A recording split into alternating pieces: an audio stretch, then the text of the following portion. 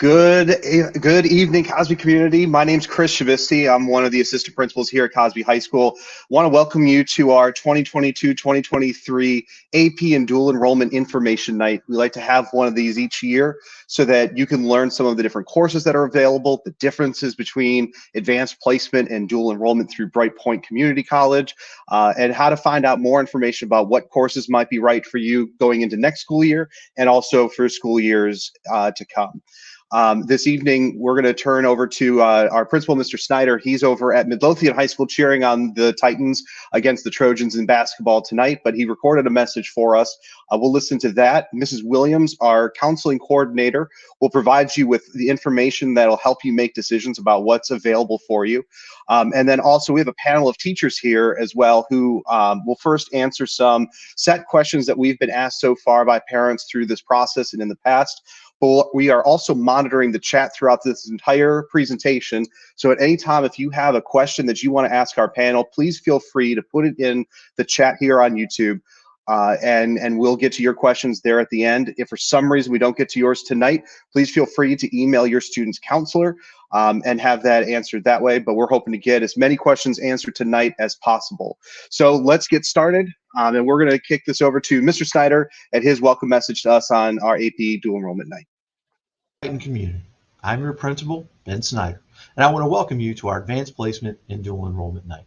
This is the 6th year that we have done an Advanced Placement Dual Enrollment Night at the beginning of our scheduling season, and we are excited each year to support the Titan community in the selection process that allows our Titans to earn college credit while still in high school. This evening is meant to equip students and families with more information on advanced placement and dual enrollment courses to aid in the course selection process for the upcoming school year. While advanced placement and dual enrollment courses are similar, there are also some key differences between the two. We hope you find the evening informative, and if you still have any questions, you can go back and review the site, or you can talk with your student's school counselor. Thank you for tuning in, and roll Titans. Thank you, Mr. Snyder. Now I'd like to bring in our school counseling coordinator, Mrs. Merrill Williams. She supervises all the school counselors here and helps students make choices on what classes to take and getting them in the right place to be successful. So I'll turn it over, Ms. Williams. Thank you. Good evening, everybody. I'm going to share just some very factual information with you, and we can certainly, as Mr. Shavisti is indicating, answer questions at the end, but hopefully this will give you some idea of what the difference is between dual enrollment and AP and what we offer and how this could best fit you as a student or your child. Next slide, please. So what is advanced placement? AP courses are designed and created by the College Board. The College Board are the people that also designed the PSAT and the SAT test, about which you may have heard here through school. The curriculum should be the same all over the country and all over the world. So we sometimes have students that may move in from California or Oregon or Utah, and they come in and they are taking an AP language course. And when they enter that AP language course here at school, they should be just about on the same pacing and learning the same materials so that they're all ready to take the same AP exam that we offer in May. And I'll tell you a little bit more about that in a little bit. These are courses that are taught with a curriculum that is comparable and reflective of that of a college course. And I do want to stress that because the level of expectation is definitely higher. The workload may also be increased, and the expectations are of those of a student that is headed to college or on the college level. Students take an exam in May that will determine whether or not they can earn college credit, and I referenced to that a little bit earlier. Basically, students prepare to take this exam all year and then take the culminating exam in May, and that will determine whether or not they earn college credit. Final grades in AP courses at Cosby High School are weighted a whole point higher in the overall grade point average. Next slide, please. Dual enrollment are courses that are taught here at Cosby High School, but they are taught by, and I apologize, the Brightpoint Community College, formerly known as John Tyler. Cosby faculty have gone through a screening process by Brightpoint to become eligible to teach dual enrollment courses. Students qualify to take a dual enrollment course by they are no longer using PSATs, but by earning at least a 3.0 overall grade point average. We do have younger students that would like to qualify and take specifically our pre-calculus class, and they do have to take a placement test, which is referred to as the VPT test. And we offer that test here at school in the spring to help the students qualify. The students do have to earn a C in the course or better in order to be considered for college credit. Most of our public colleges and universities, also some of our private colleges and universities in the state, all accept dual enrollment credit with a C or better grade, final grade. Final grades in dual enrollment courses are also weighted a whole point higher. Next slide, please. So how does that work with earning college credit while the students are here taking the course in high school? Most of the time, if a student earns a 3, a 4, or a 5 on the AP exam, colleges and universities will consider giving students credit for their AP course that they took. For example, in AP Literature, it's a course that we offer to our seniors. The University of Virginia will give students credit for their English 101 course with a 4 or a 5 on that AP exam. VCU, Virginia Commonwealth, right down the road here, will offer the students credit if they earn a 3, 4, or a 5. And they will earn college credit for the at least one semester of their English class. This information on whether or not a student can earn credit, college credit, that information is all available on a college website. All you need to do is, Google UVA AP Literature credit, and it'll take you right to that information. Different colleges and universities will consider giving credit for dual enrollment courses if the student earns a C. Again, all of our in-state public schools do. Private colleges, they kind of make their own determination. And some of our out-of-state colleges and universities also accept our dual enrollment credit. Next slide, please. If a student earns a B in an AP or a dual enrollment course as a final grade on their transcript, it is calculated in as an A. However, colleges will still see the B as a final grade on their transcript. We do let our colleges and universities know that our grades are weighted. Next slide, please. Students oftentimes ask the question, why should I take an AP course if I have to earn a 3 on an exam or a 4? I may not receive college credit. There are so many other reasons a student should take an AP course. They're oftentimes rigorous and will help the students polish up their management and study skills.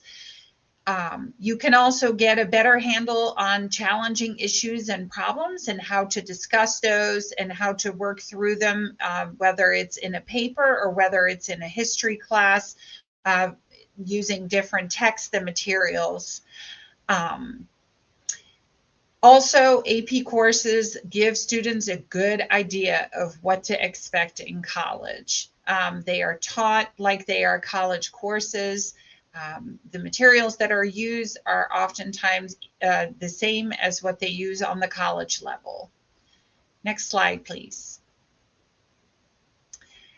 So AP allows you to dig deeper into a subject that you love, and AP classes are immersive courses. So you dig deeper and you learn more. You learn more about yourself, but you also learn much more about concepts and about information that's taught.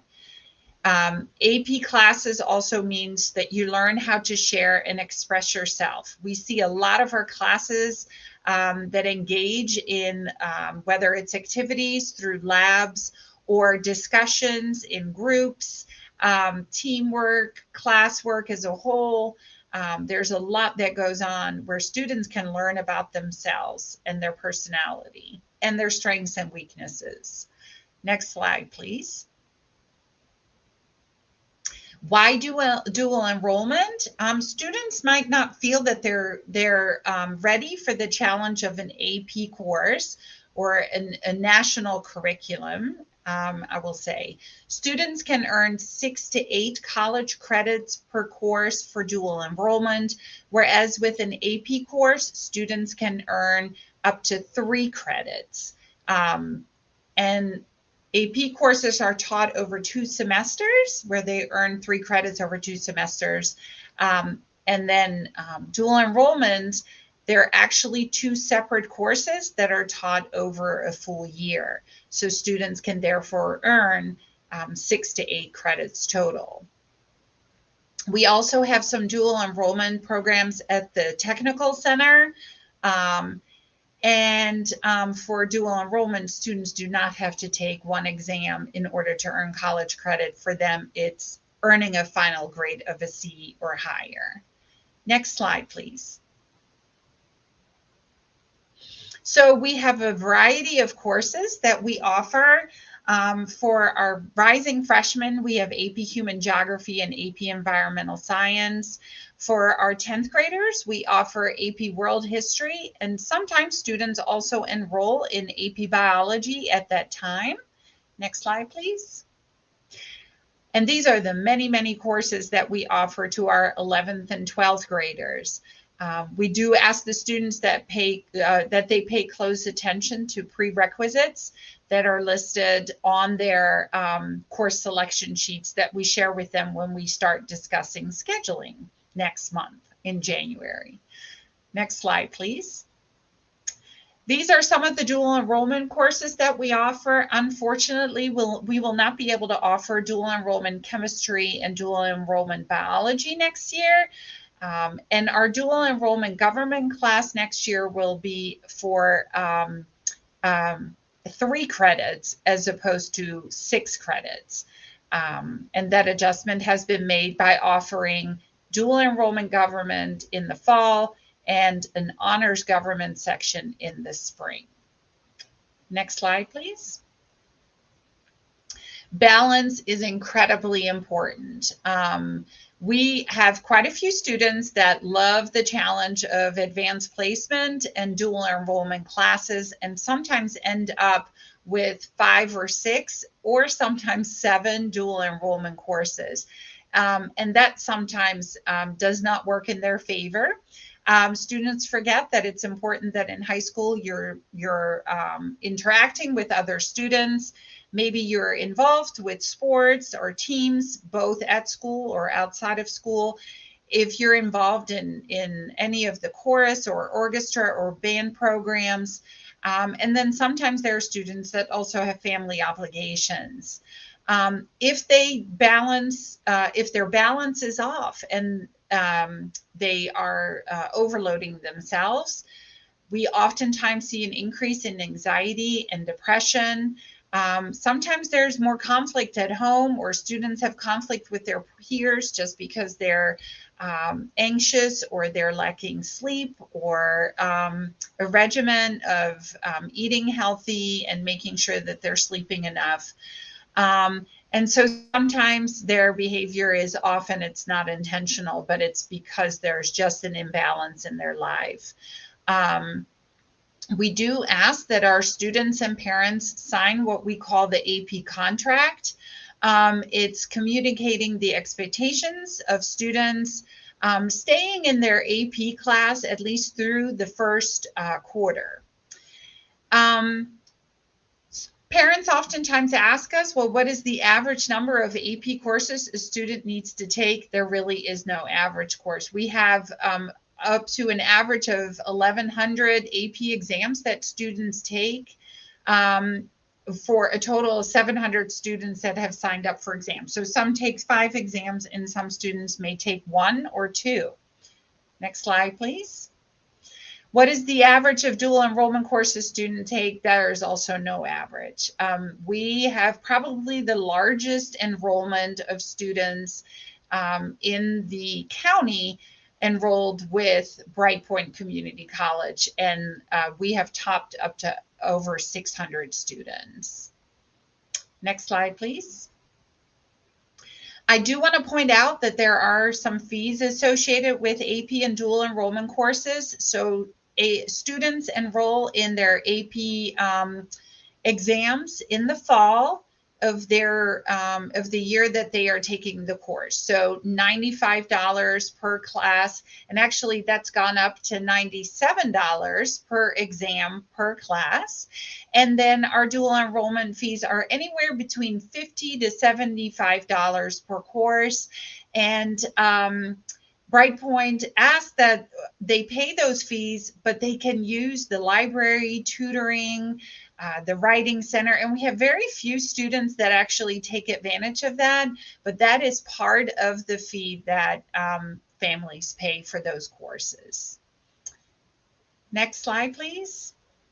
And then here are some additional resources, but we are certainly here for additional questions, and I will absolutely stay in the conversation to help answer any other additional questions you might have.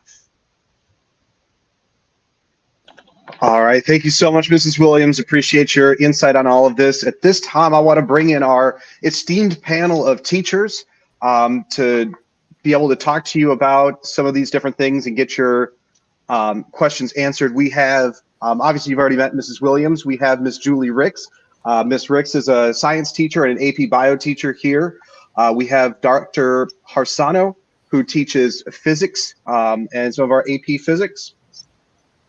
We have Chris Averill, who is an AP reader and has taught both AP and dual enrollment courses in the field of social studies.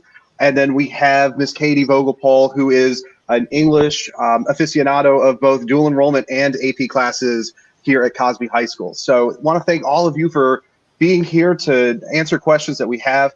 And Ms. Vogelpohl, we're going to kick things off with you. So generally, how do I know that I'm ready to take on an AP or dual enrollment class? How would you counsel a student that's asking you, should I take my first one? Thank you. And hi, everybody. Thank you for joining us. I think that's a great question because you want to make sure that your student is ready before they end up in a class where they end up feeling over their head. I think that for any AP or dual enrollment class, it's important that the student is one that can self-regulate themselves, especially when it comes to work both in and outside of class. I think that I know, especially with dual enrollment in AP English, it's a lot of outside reading, it's a lot of outside writing. And so, you know, as a student, you would want it to be somebody who you could trust, that when you give them a fairly significant amount of work outside of class, that they could go home, get it done, and feel as though that they gave it 100% effort. I also think that an AP and dual enrollment student is the kind of student that doesn't necessarily plan weeks and weeks and weeks ahead, but like can manage a week's worth of work with like a true understanding of how to balance themselves. I think Ms. Williams brought up some really important points about being able to balance you know, what is college level work and is expected of 18, 19, 20-year-olds at the age of 14, 15, and 16, but also, you know, still having that opportunity to be a student in high school with sports and band and dance and jobs and just regular student life stuff.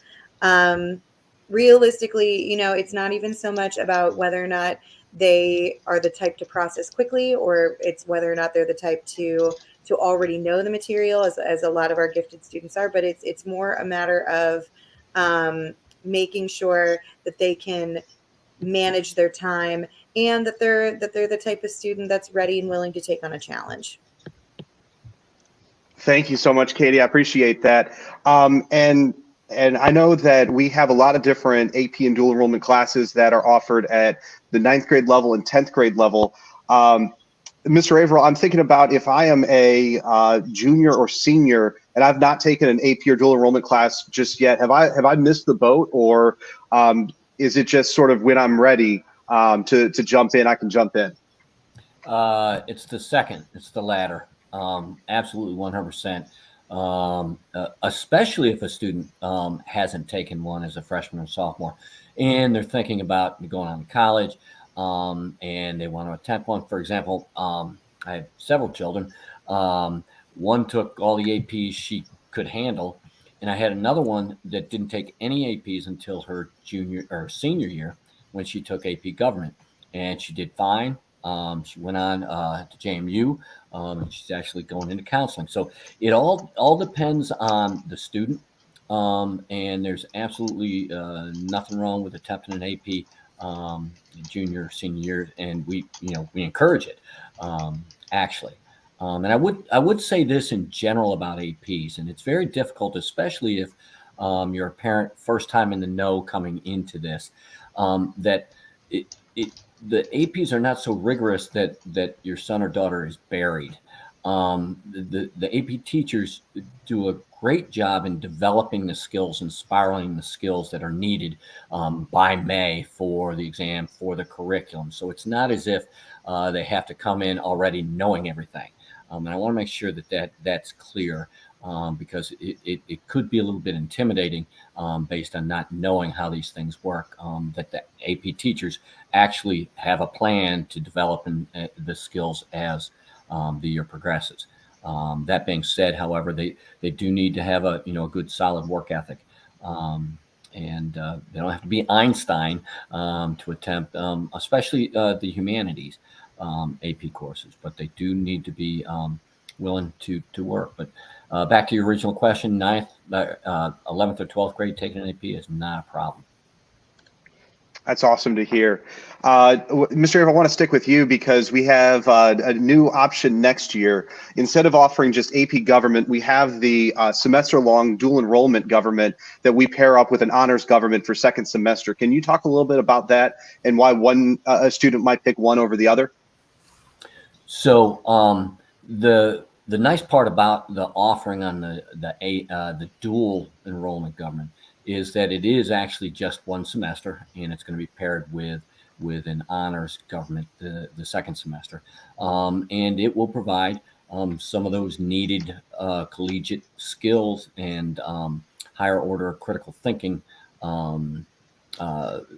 aptitudes, provide those for the students if they plan to continue on after high school. So it's a nice pairing, and it's the AP Gov also is a very solid course. It's actually a half-year course stretched over a whole year, so it's a much slower AP class than AP US or some of the other AP social studies.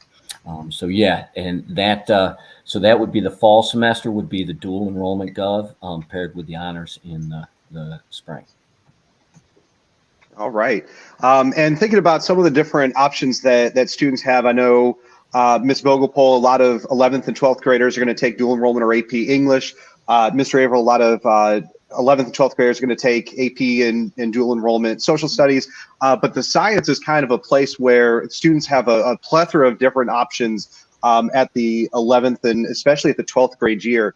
Dr. Horsano, would you mind speaking a little bit about AP Physics? It kind of let's help our rising seniors kind of differentiate the different science classes that they've got available to them, especially as they graduate out of chemistry.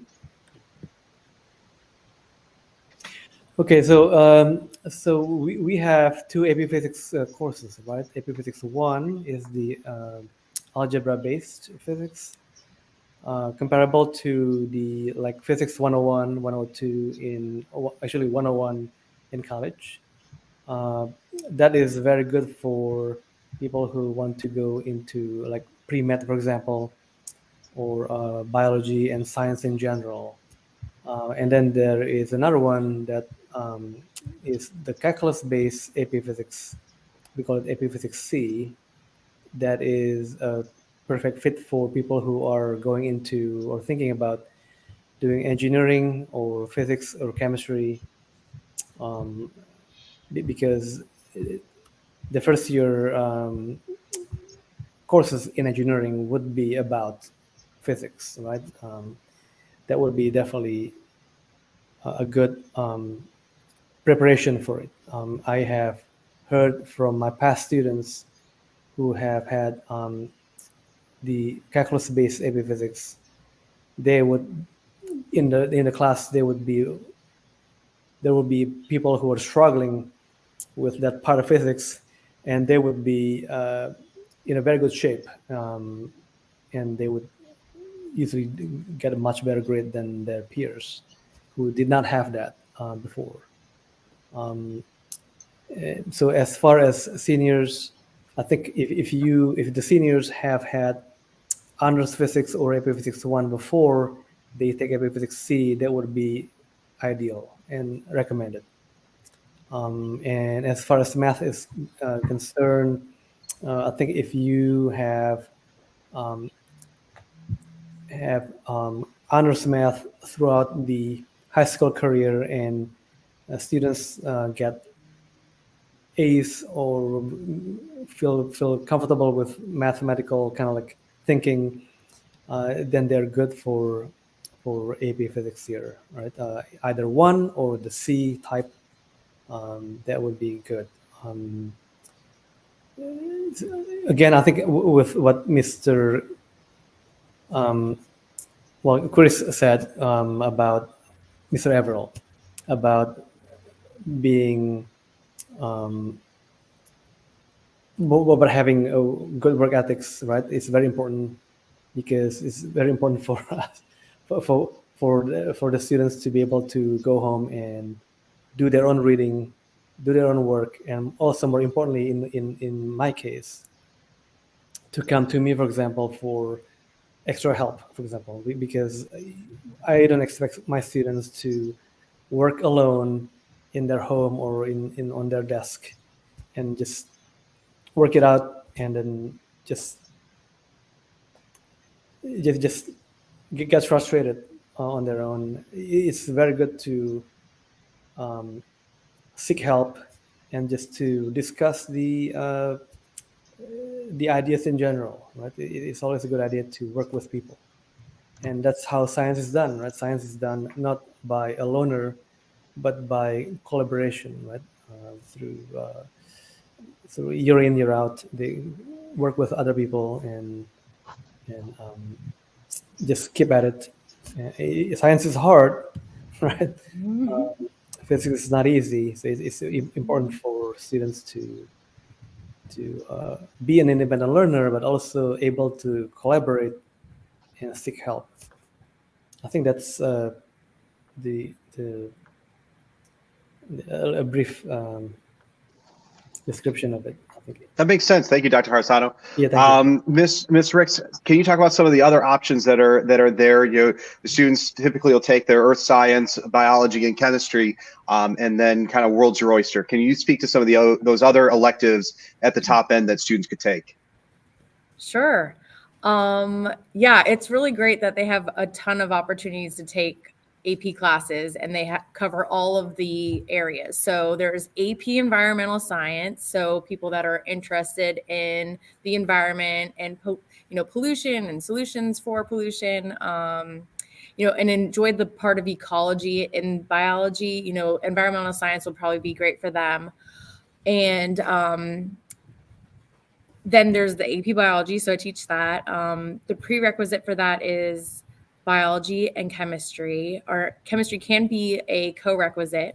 And you definitely want to make sure that your students that are interested in taking any of these AP classes, definitely talk to their science teachers. Don't stay quiet about it and be like, oh, well, I'm not sure. Like, definitely reach out to your teachers. We want to help you, make sure that you're making the right decisions. And I've really been thinking about this a lot as far as like balancing, because a lot of them their junior year are going to be taking an AP math, not so much the math but like definitely in history, definitely in English. And so you could wait until your senior year to take the AP sciences if you want.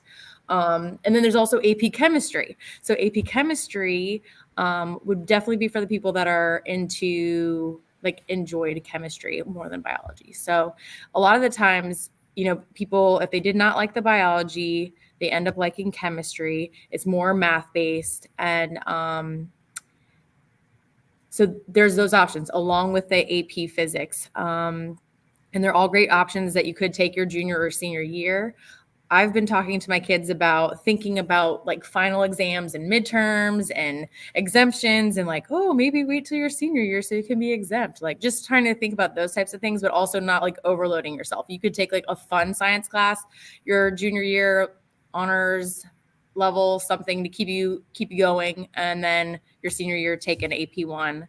But there's so many options and they're a lot of fun. And that's the thing too, though, like Dr. Harsano with the physics, like that's a different brain. That's the math brain. And then there's like the vocabulary artsy brain. So, it's kind of making sure that the kids understand what their interests are and what they're good at. Like even in AP biology, you have to know math. AP chemistry, you're going to need to know a lot of math. AP environmental, need to know a little bit of math, but it's more like big ideas about the environment. So just kind of thinking about what your interests are, I think is important too. But please come and talk to us. We want to help you.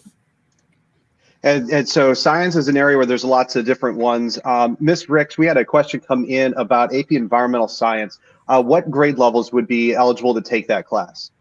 Sure. So there's, several kids come in and take it their 9th grade year from middle school. If they've taken honors or science already, then they could move to that AP level. But AP Environmental is typically in your 11th or 12th grade year. We typically want you to have your biology and have a co-requisite of chemistry to go along with that. But that is a great option too, to think about taking if you're not quite ready for AP biology or AP physics, to take AP Environmental to kind of get your toes wet with an AP science class.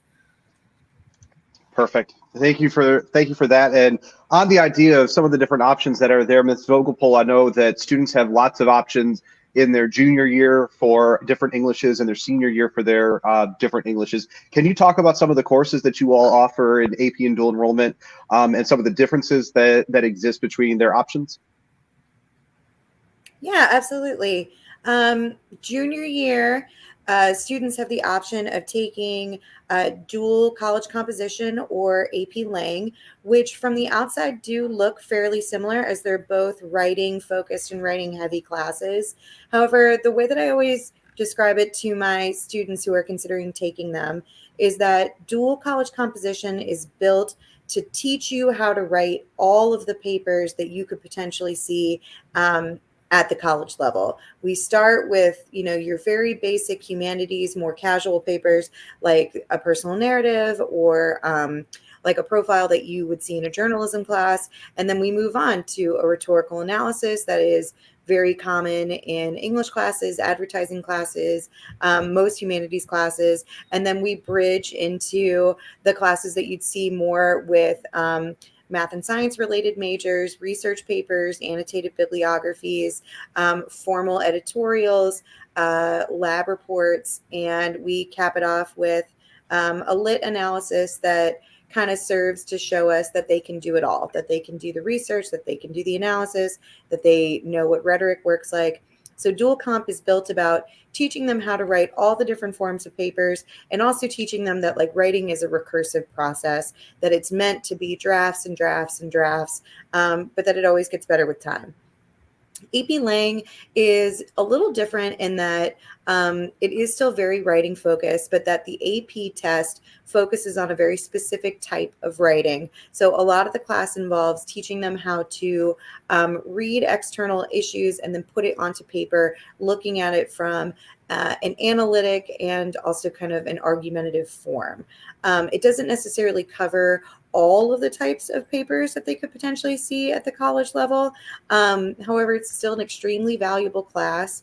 They get to do a little more outside reading in AP Lang. They might do a couple more novels, whereas in College Comp, they might be reading more short stories, maybe a novel, depending on the teacher. But it really kind of depends on, what your students' interest is. I will say I taught at 2 different universities before coming here, at WVU in West Virginia and at NKU just outside of Cincinnati.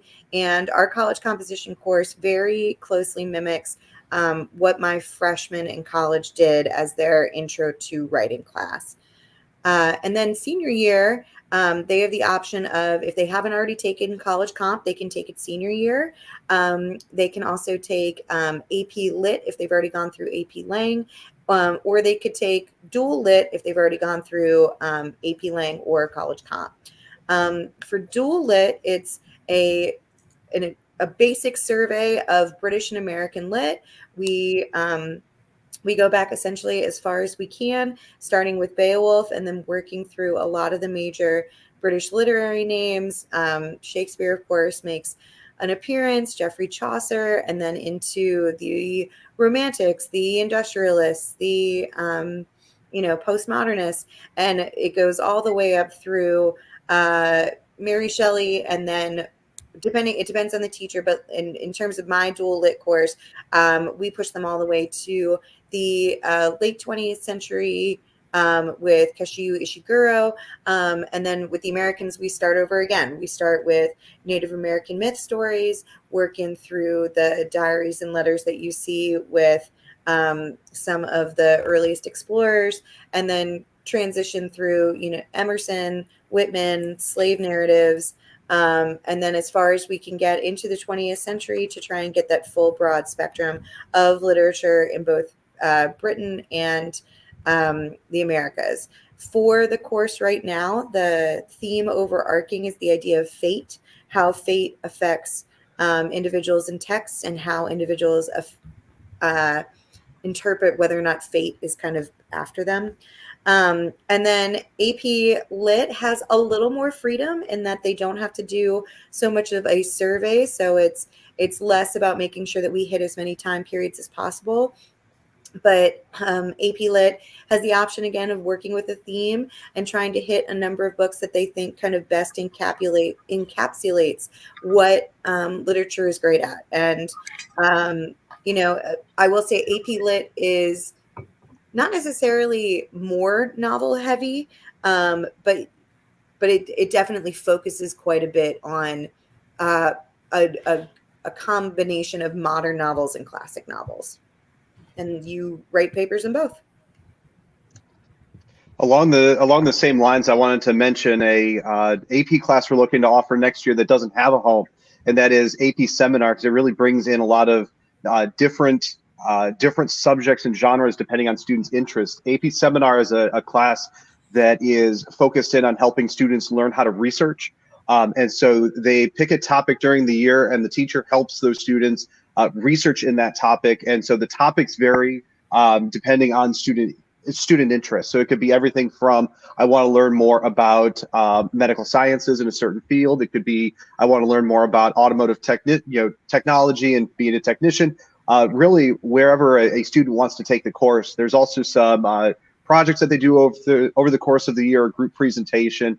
But AP Seminar is a pretty awesome course that we're trying to get started that allows students to really focus in on an area of learning that they where they have an interest, and they can kind of dictate their content a little bit based on their passions. And speaking of that, probably the department that has the most varied and diverse offerings, social studies. Mr. April, would you mind talking about some of the different pathways that students can take, especially once they get into their 11th and 12th grade years, outside of your normal U.S. histories and governments that students take? Sure, thanks.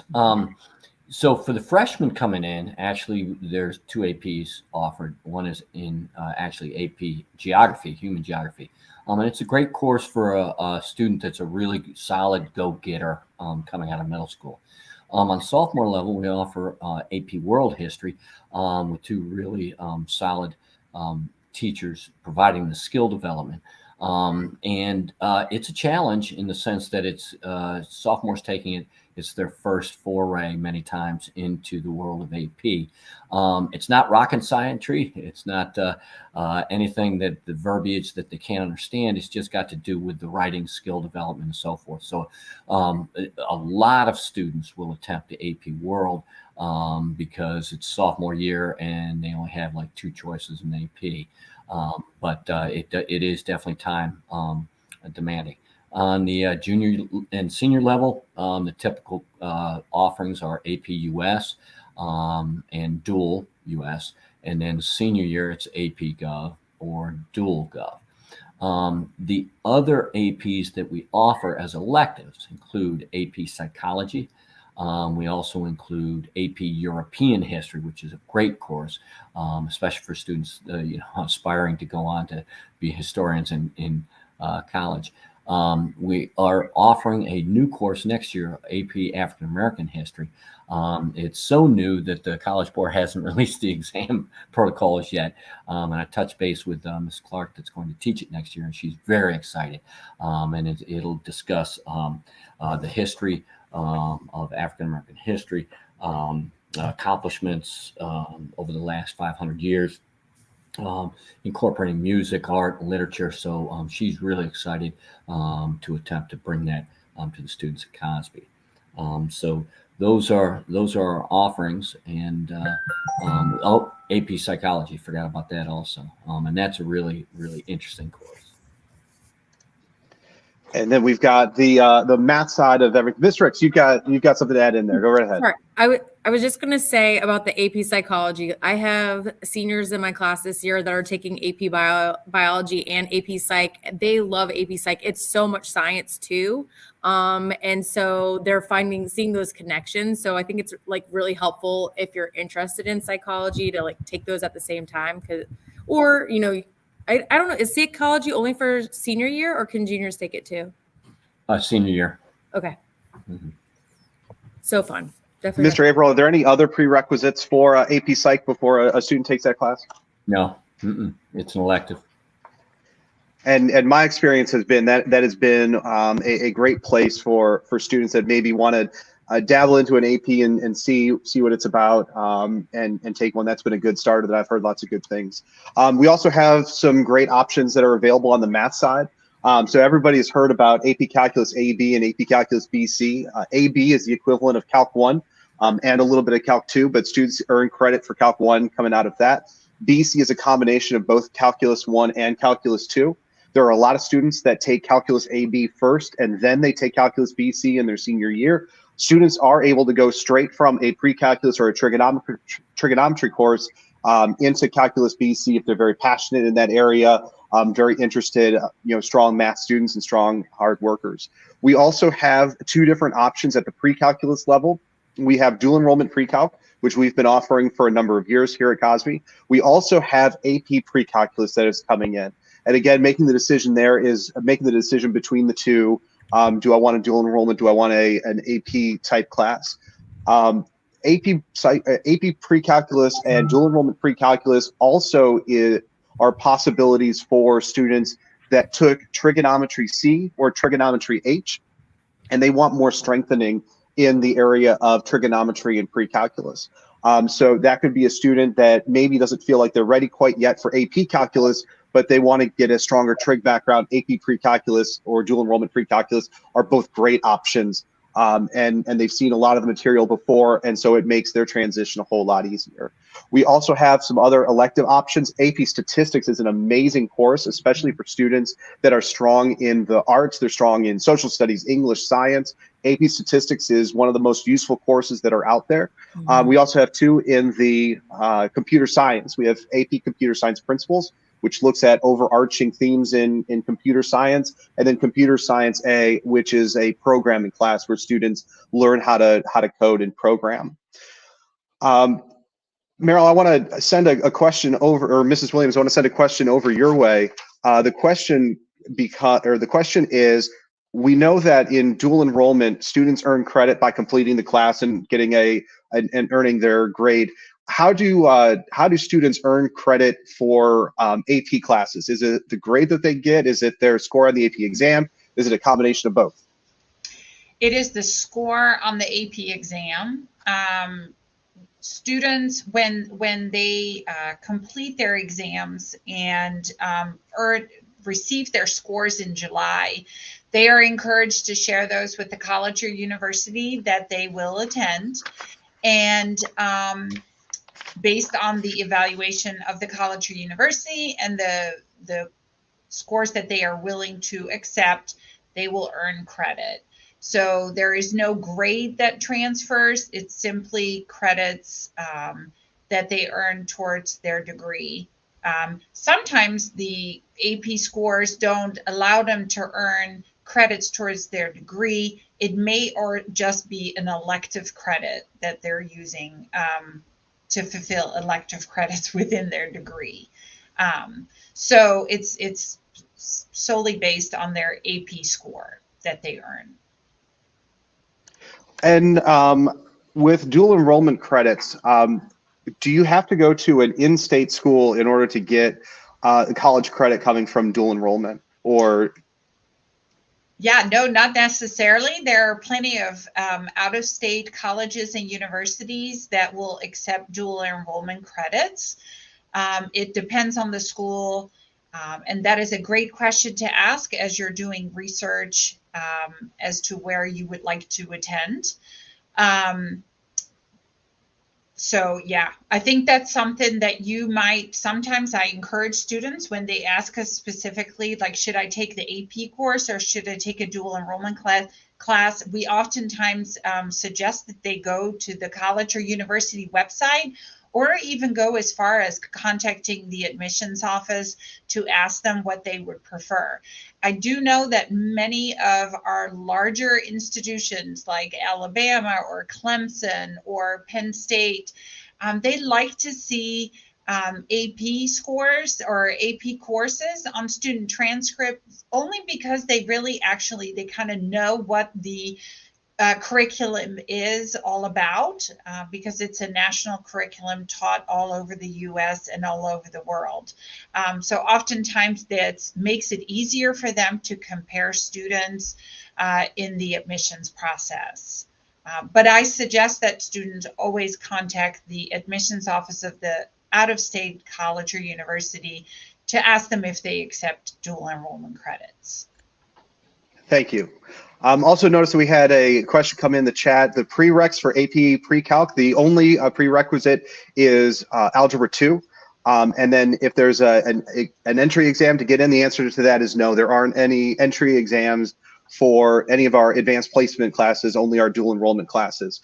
And I would highly recommend reaching out with all the different math options that are there, reaching out to your student's math teacher to ask the question, what next math class do you think is best for my student, and to open those lines of communication.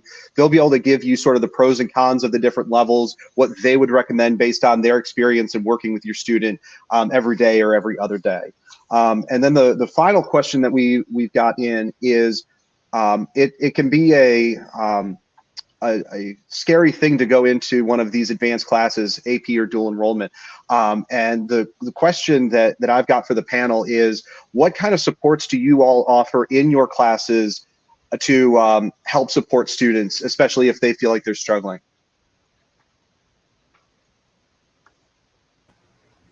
I can go first.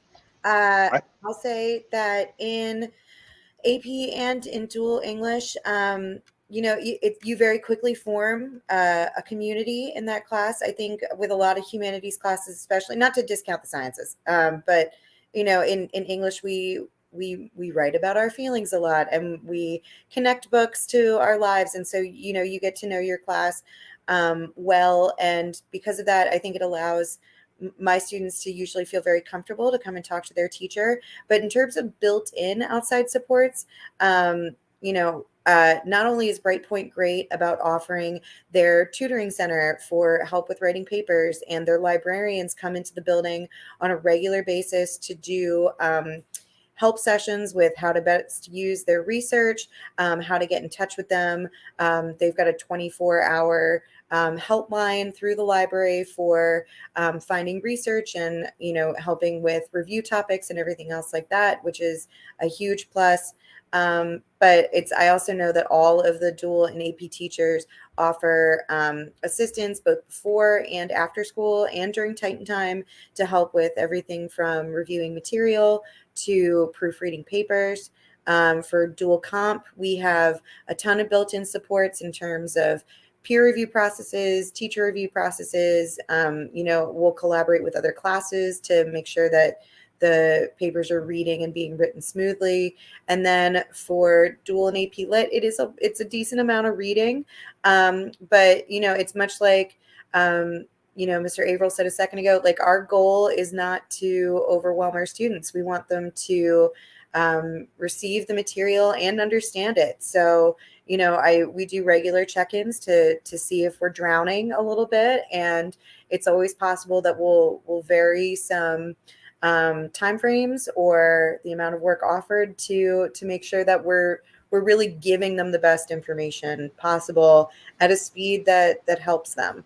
But I think I can speak for, and I hope people don't mind, I think I can speak for everybody on the panel right now in that our teachers' goal is to make sure that these kids don't leave this class feeling as though they struggled. We want them to do well, and we're here to help. And Mrs. Williams, what if even with all those supports, it just is too overwhelming, too much? Can I drop the class? You can certainly drop down a level, but we have a process in place for when students are enrolled in AP, and we oftentimes apply that same process to dual enrollment courses. Our ultimate goal is to help students be successful and work through difficult times. I think that's part of the process, learning how to find their way out or through a difficult situation. That's part of learning. So we encourage the students for AP courses to stay in the course at least through the first quarter. If the teacher and the parent and the student and the counselor find that the student is misplaced, and we determine that by whether the student has attended extra help sessions, whether the student is completing all their homework assignments, and through a conference with the teacher, the parent, the student, and the counselor, if we determine at that time that the student is misplaced, we make an adjustment. And somewhat similar for the dual enrollment courses, even though there is no contract in place, again, we encourage the students to work through difficult times with their teachers. And we know that the student understand the benefits of the courses that they're taking, maybe not so much about working through difficult situations, but they understand that in the end, they're going to hopefully earn some type of college credit, whether it's dual enrollment or AP. And so oftentimes that keeps the kids where they are. And I know sometimes on the AP side, the part that gives students the most stress is having that AP exam at the end. And I like the class, I like my teacher, but I'm worried I'm not going to pass that exam at the end. And they look to get out for that reason. As a reminder, there's no requirement that students take the AP exam at the end of the year. It is the way that students would get credit for the class at colleges with a qualifying score. But there is a lot of benefit to being in an AP class, and we have a number of students that don't end up taking the exam at the end for any number of reasons. But you could still get all the benefits from the AP class in terms of being ready for college and not have to take that exam. With that, that's going to close our AP and Dual Enrollment Information Night. I want to thank our panelists for taking time this evening to be with us and answer questions. I want to thank all of you at home who logged in and spent the evening here with us, and everybody who's going to watch this rebroadcast on YouTube through this exact link. And there is the AP and Dual Enrollment site where there is a list of and description of all the courses we offer next year. And our counselors will be getting in to help students register and request classes for next year starting January 9th. And then counselors will start meeting individually with their students starting January 20th. So it's time for us to sit down and talk about the different options that are out there. Thank you again, everybody, and have a great night.